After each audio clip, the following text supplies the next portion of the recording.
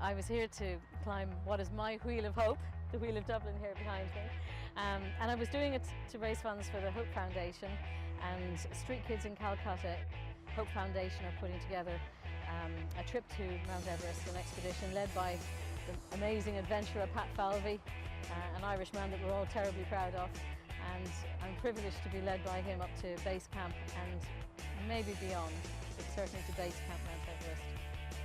There's 250,000 street kids in Calcutta, and the Hope Foundation has 63 projects there helping 500,000 people. And we want to build 2 floors for New Girls Home, and that's what this is all made of. I didn't know what way I was going to react, and I hoped that I could keep the nerves under control, because I really wanted to enjoy it and I wanted to have something to look back on. And every time I pass this wheel, and I'm a Dublin gal, and every time I pass by the Docklands and drive past the O2 in the Point Village, I'm going to be looking at this wheel and thinking about today. So I wanted that to be a good and a lasting memory, and it was. There was a very big difference between actually going up in the pod and obviously stepping out of the pod. I was on a Ferris wheel when I was 8 years old. That's the last time that I was on a big wheel. My brother took me out, and he's 12 years older than I am. He took me to Margate or Ramsgate or someplace like that, one of those English seaside towns. And I swore then, even though I was 8, that I would never be on a Ferris wheel again. And until today, I wasn't. But I can still remember swaying back and forth on those rickety old things and being absolutely terrified. This baby is nothing like that.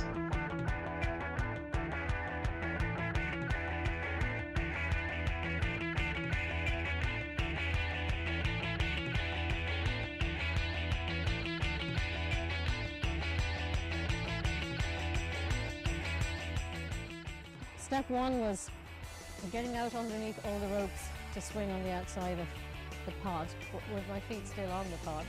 So that was step 1. And that was quite awkward because there was a lot of ropes and I wasn't quite sure where. There was a hole I had to get through, and I was trying to figure it out and swing around. And as soon as I got that, I was pointed in the right direction, and I thought, all right, okay, now at some point I have to step out. And then I was quite comfortable, so I was packed at 60 metres. I was able to wave at the cameras, and there were photographers on either side in separate pods. So I was able to smile at them and do the old star routine at the top. I'm not used to that. That was quite fun. It was stunning. It was absolutely amazing. The sun came up, it was bright, it was beautiful. I loved it.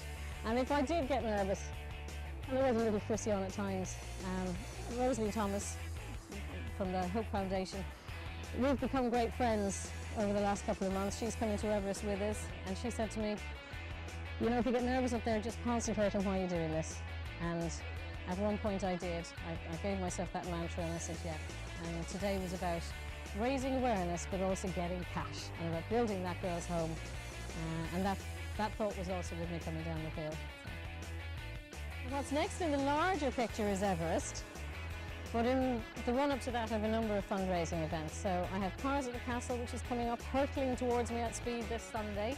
I'm doing a treadmill-a-thon out in Superquin in Blanchardstown in Dublin 15. I'm a local lass, I live there, so I'm going to be down in Superquin on the 4th of September. And I'm going to walk for 8 hours on a treadmill, and I want everybody to come out and support me. One of my last fundraisers is a fashion show, which is taking place on the 23rd of September. It's in the Crown Plaza in Blanchardstown. It's going to be a great fashion show. We've got Dave Marshall is going to do hair, and we're going to do transformations for a couple of people in the audience. It's just going to be a really, really good night, so I'm really looking forward to that.